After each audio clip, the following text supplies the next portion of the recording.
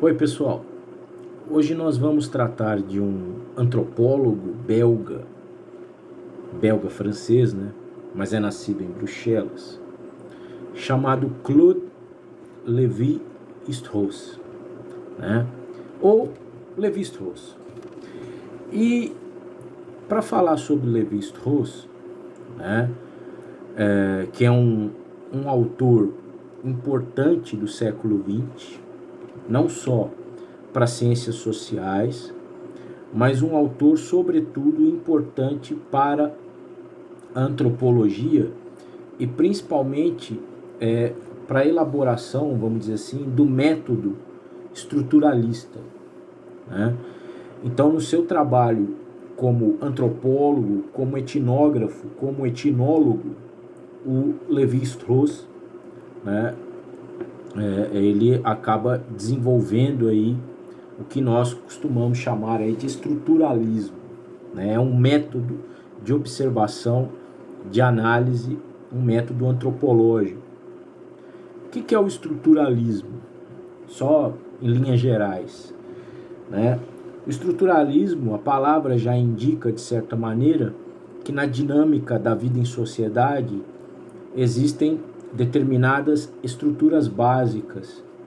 E essas estruturas básicas, elas de certa maneira são elementos que são comuns nas mais diversas sociedades, independente da questão do tempo e do espaço.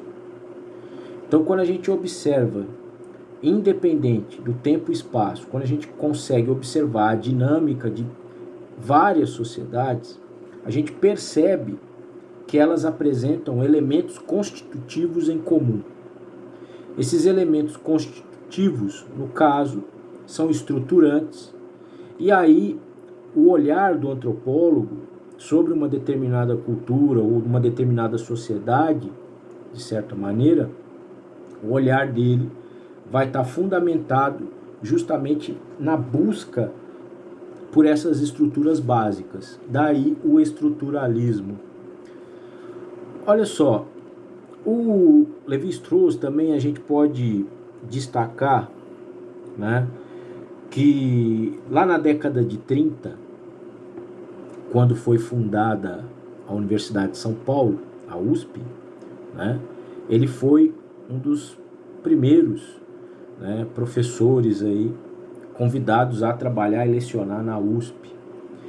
E aqui no Brasil ele desenvolveu não só um importante trabalho enquanto professor, mas também um importante trabalho enquanto etnólogo, né? Lembrando que a diferença básica entre etnografia e etnologia é que a etnografia pressupõe uma presença física junto àquela sociedade ou cultura que você pretende conhecer e estudar. Então, o etnógrafo, ele é meio que, vamos dizer assim, ele atua muito mais como um profissional de campo. Então, por exemplo, um etnógrafo, ele, para conhecer uma determinada cultura de uma tribo indígena, por exemplo, ele não vai partir de observações que não a empiria. Ou seja, ele vai observar em loco, né? Ele vai estar ali presente, observando, analisando, vai estar ali junto dessa cultura na qual ele pretende estudar e compreender, etc. Esse é o papel do etnógrafo. Agora, o etnólogo já é o acadêmico, vamos dizer assim, tradicional, já é o teórico, né? O etnólogo, de certa maneira, ele vai complementar essa etnografia, né? Então ele, de certa maneira, é aquele acadêmico que recolhe esses relatos, essas experiências, e a partir de um estudo aprofundado dessas experiências, ele parte então para uma construção teórica em cima disso. E o Lévi-Strauss, ele é um representante significativo dessas duas posturas. E no caso aqui, ele, obviamente, esteve em meio a tribos indígenas não só no Brasil, como em outras partes da América Latina e também na Oceania, observando em loco. Mas o nosso vídeo aqui, ele trata, claro, né, não dá para num único vídeo a gente abarcar toda a produção de um pensador como Strauss, né? Mas a gente vai fazer um pequeno recorte aqui, que é o seguinte: esse recorte ele diz respeito a uma obra do Strauss de 1949, que são as estruturas elementares do parentesco, 1949. E nessa obra, as estruturas elementares do parentesco, o Levi-Strauss ele traz uma contribuição ao pensamento social significativo, partindo do seu olhar antropológico, que é justamente buscar responder a seguinte pergunta, certo? Pergunta essa que também está presente num texto conhecido do Strauss chamado Raça e História. A pergunta é: de que forma, né, o ser humano ele parte de uma condição natural ou de natureza para uma condição cultural social? Ou seja, de que maneira, como se deu esse processo, esse salto, vamos dizer assim, da natureza para a cultura, certo? E a resposta do Strauss, ela não é uma resposta como a dos contratualistas do século XVIII, né, de iluministas como Rousseau, né, ou seja, do estabelecimento de um contrato social aonde as pessoas abrem mão das suas liberdades individuais para desenvolver e criar uma vida em coletividade. E claro, a resultante disso é o Estado. Agora, para o Strauss, o interessante disso é que o ponto-chave dessa virada, né, tirando o homem da natureza e colocando ele na cultura, ou seja, estabelecendo de certa maneira, e aí um outro conceito sociológico importante, estabelecendo de certa maneira a sociedade civil constituída, ou a organização social, né?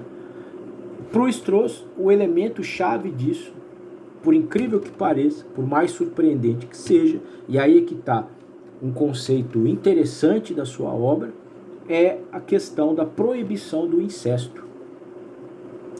Então, para Strauss, essa regra, que é a proibição do incesto, ela não é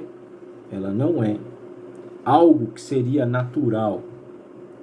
Ela é algo presente praticamente em todas as sociedades humanas, essa proibição do incesto, ok? E a proibição do incesto significaria então, ou resultaria então, numa troca tal entre agrupamentos humanos que de certa maneira permitiu a constituição e formação da própria sociedade e da própria cultura. Ou seja, né, a proibição de casamento, de relações sexuais entre membros de um mesmo agrupamento familiar, a proibição disso impulsiona a busca, principalmente quando a gente está falando aí de sociedades muito primitivas e antigas, a gente está falando principalmente aí da questão das mulheres. A mulher quase como uma propriedade do gênero masculino, mas lembrando, sem fazer nenhum tipo de anacronismo, né? É um fenômeno observável em sociedades mais primevas, mais primitivas, mais originárias. A gente está observando a constituição da própria sociedade. Então é claro que o papel social, né, a questão do gênero, o papel social do feminino é diferenciado. Não vamos olhar para um fenômeno sociológico que está ambientado em tempos distantes com o olhar de quem está no século XXI. A gente não pode cometer esse erro. Então, de certa maneira, né, Então, os homens de um mesmo agrupamento familiar, eles não podem se fechar em si mesmos, eles não podem se relacionar com mães, com irmãs, com sobrinhas. Então, essa proibição faz com que ele, então, entregue para homens de outro agrupamento essas mulheres. E nessa troca, nesse intercâmbio, o resultado disso é a vida em sociedade e a própria cultura. E uma coisa que o Strauss coloca, que é interessante, né, é que por que esse fenômeno se deu? Por que o incesto, a proibição do incesto, ou o tabu do incesto, né? Qual é o sentido dele? O sentido é sociológico, ou seja, a proibição do incesto garante, né, a formação de uma coletividade. E ao garantir a formação de uma coletividade, inaugura a cultura. E tudo aquilo, né, que é necessário para a manutenção dessa coletividade. São fenômenos da cultura. Agora, lembrando, né, que o contrário disso, e aí o próprio Lévi-Strauss, ele faz esse questionamento, né, ele vai buscar responder questões do tipo, olha, a proibição ao incesto, ela não é uma coisa natural, não é uma coisa inerente da condição humana. Nós não nascemos e nos desenvolvemos com alguma repulsa natural a isso. Essa repulsa é uma construção, né, que vai permitir, de certa maneira, a manutenção da vida em coletividade.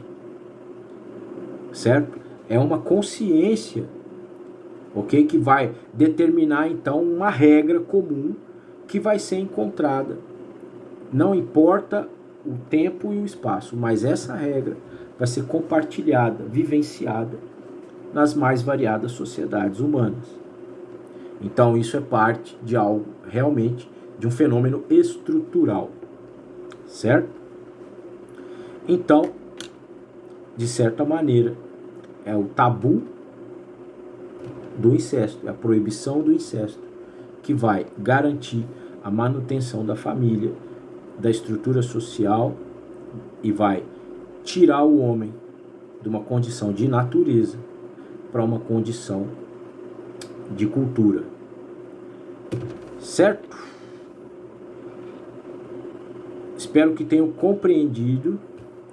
Em outros vídeos a gente pode tratar aí de temas, como por exemplo o mitema, né? O que é o mitema, né? Aí no caso o Strauss, trabalhando com a cultura, vai tratar das mitologias, né? Como que as mitologias nas mais diferentes sociedades, elas apresentam elementos em comum. Espero ter contribuído aí.